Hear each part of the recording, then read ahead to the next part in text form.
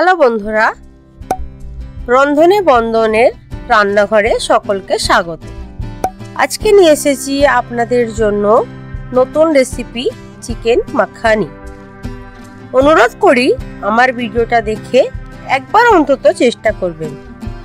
চলুন তাহলে শুরু করি চিকেন মাখানি রেসিপি। যার জন্য আমি যে উপকরণগুলো নিয়েছি সেগুলো বুঝে নিই। প্রথমে নিয়েছি বাটার, নিয়েছি রিফাইন তেল, নিয়েছি এলাচ, পেঁয়াজ পেস্ট করে নিয়েছি চিকেন, নিয়েছি আদা রসুন বাটা, নিয়েছি জিরে গুঁড়ো, নিয়েছি শুকনো লঙ্কাকে আমি রোস্ট করে নিয়েছি কালো মরিচের গুঁড়ো, আর নিয়েছি 100 টক দই। টক দইকে আমি মিক্সিং জারে ব্লেন্ড করে রেখেছি। আর নিয়েছি ফ্রেশ ক্রিম, নিয়েছি শাহি গরম মশলা, নিয়েছি ক্যাপসিকাম। একটা গোটা ক্যাপসিকামকে আমি বীজ ছাড়িয়ে এইভাবে কাট করে নিয়েছি। 2 ইঞ্চি আদাকে আমি এরম ভাবে সরু সরু করে কুচিয়ে নিয়েছি। 3টে মিডিয়াম সাইজের টমেটোকে দানা ছাড়িয়ে টমেটোগুলোকে আমি এরকম ভাবে কেটে নিয়েছি কাসুরি মেথি, আর নিয়েছি কাঁচা লঙ্কা, নিয়েছি ধনে গুঁড়ো, আর নিয়েছি নুন। চলুন তাহলে শুরু করা যাক। প্রথমে গ্যাসের উপর একটা কড়া বসিয়ে দিলাম। গ্যাসটাকে এবার আমি অন করে দেব। প্রথমে দিয়ে দিলাম 3 চামচ বাটার,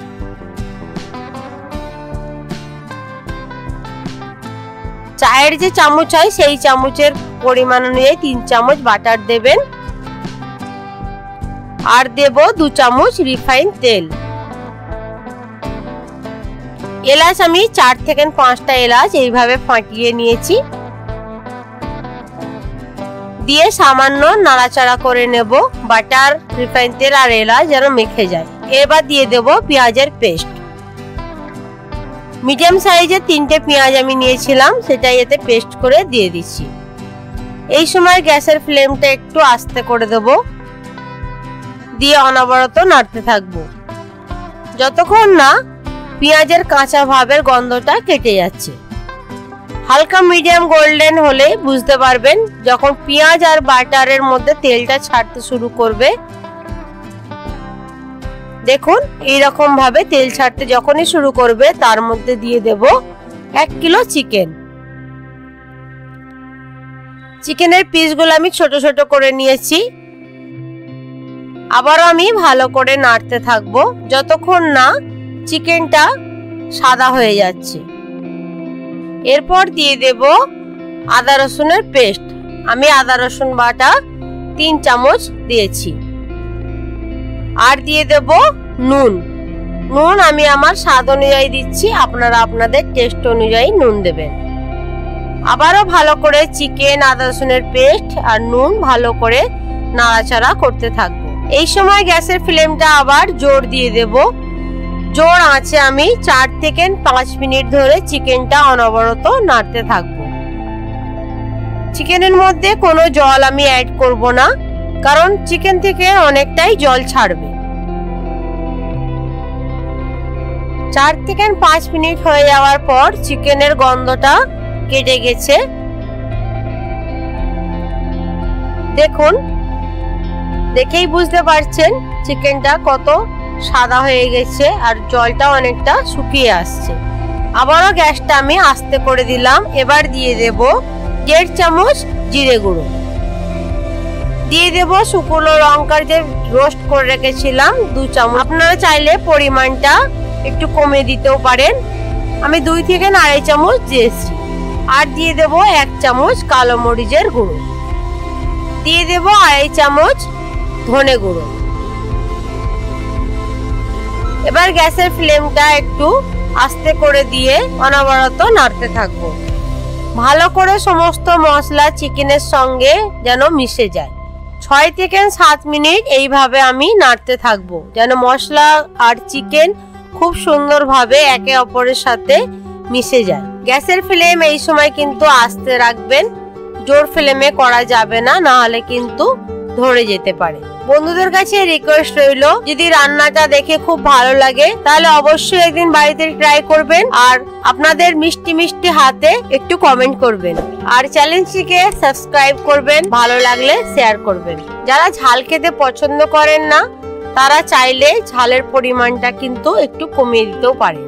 আবারও গ্যাসের ফ্লেমটা পুরোটাই আস্তে করে দিলাম। এবার দিয়ে দেব আমি 100 টক দইকে আমি মিক্সিতে ব্লেন্ড করে নিয়েছিলাম, কারণ টক দই দেওয়ার সময় গ্যাসের ফ্লেম জোর থাকলে দই কিন্তু ফেটে যেতে পারে। তাই জন্য গ্যাসটাকে আস্তে করে দিয়ে টক দই দেবার পর ভালোভাবে নেড়ে চেড়ে নেব। এইভাবে আস্তে করে টক দই দিলে কিন্তু দই কাটবে না। 1-2 মিনিট এইভাবে নাড়াচাড়া করে নেব। এবার গ্যাসটাকে হালকা জোর দিয়ে দেব সামান্য জল, কারণ এতে খুব বেশি ঝোল হবে না, তাই জন্য গ্রেভি হবে যেহেতু, তাই জন্য সামান্য জল অ্যাড করেছি চিকেনটা সিদ্ধ হওয়ার জন্য।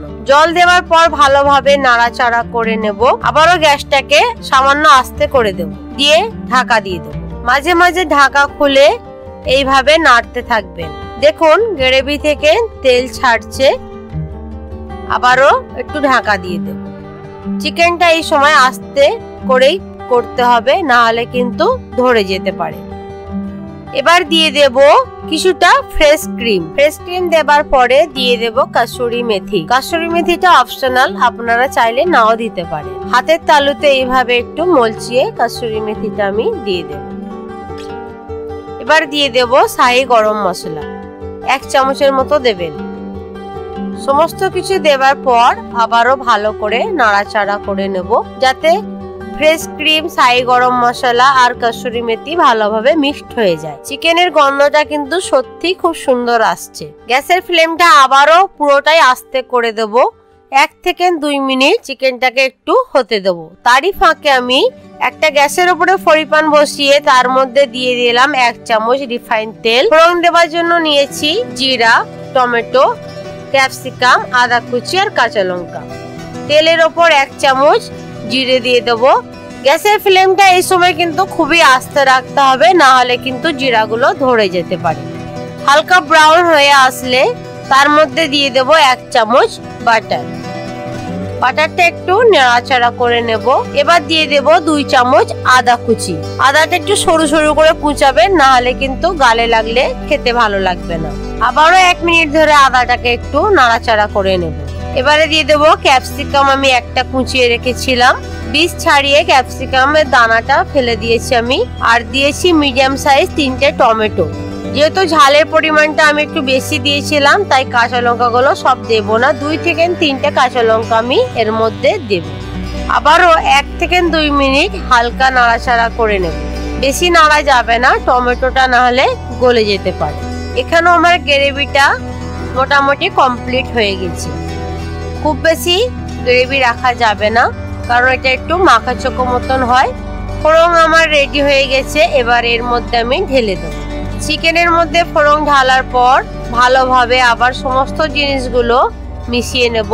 গ্যাসের ফ্লেমটা কিন্তু এই সময় একদমই আস্তে করে দেবেন, কারণ চিকেন অলমোস্ট আমার রেডি হয়ে গেছে।